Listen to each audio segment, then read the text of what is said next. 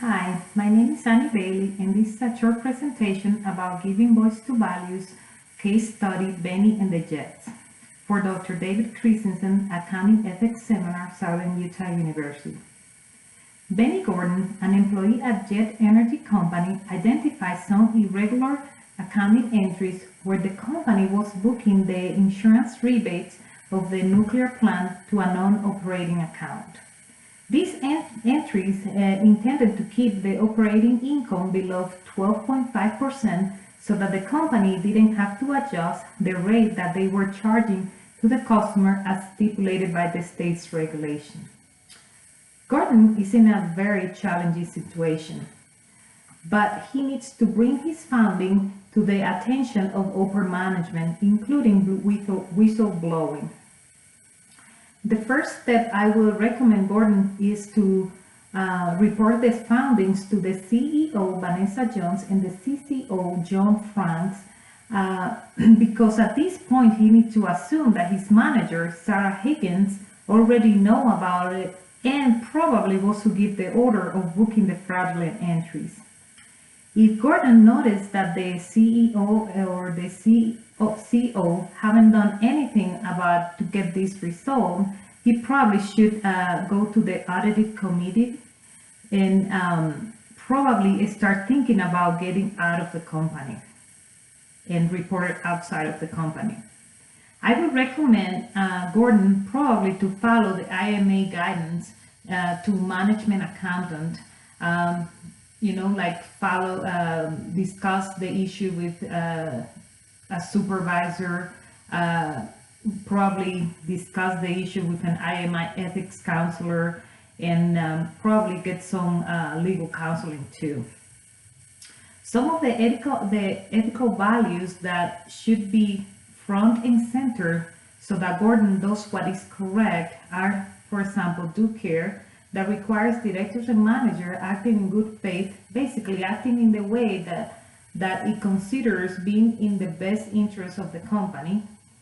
Loyalty requires the officers and directors and managers subordinate their personal interest to the welfare of their organization. Honesty requires the individual to do what is correct even when nobody's watching. Integrity requires being ethical when dealing in any type of business.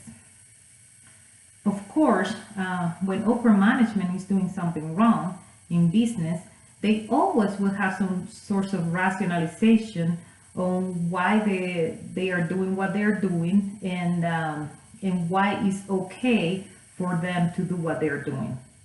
So, for example, they can come with ideas that, oh, this is just one time only, we won't do this ever again.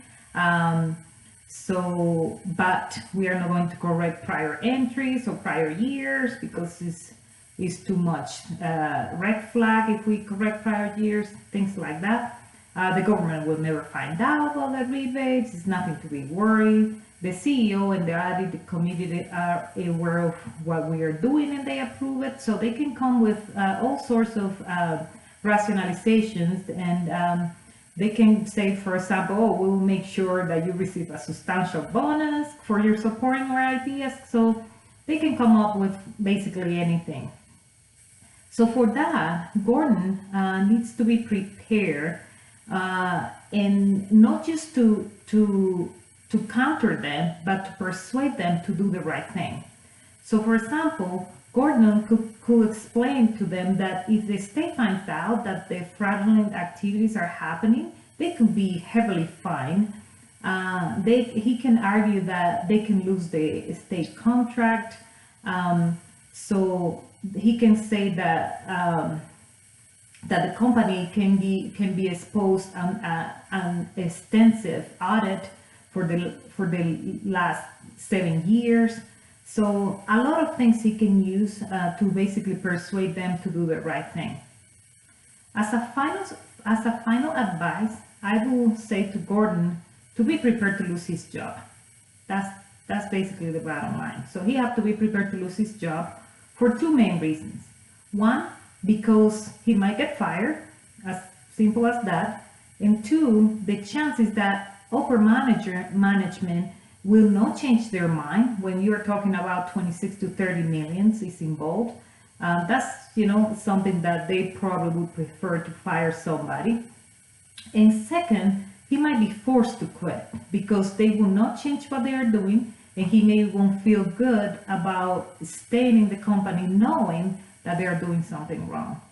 In addition to that, I would recommend Gordon to get a good lawyer and be prepared to take this case to court and basically just believe in the law. I hope you enjoy this short presentation, and I will see you soon. Thank you. Bye.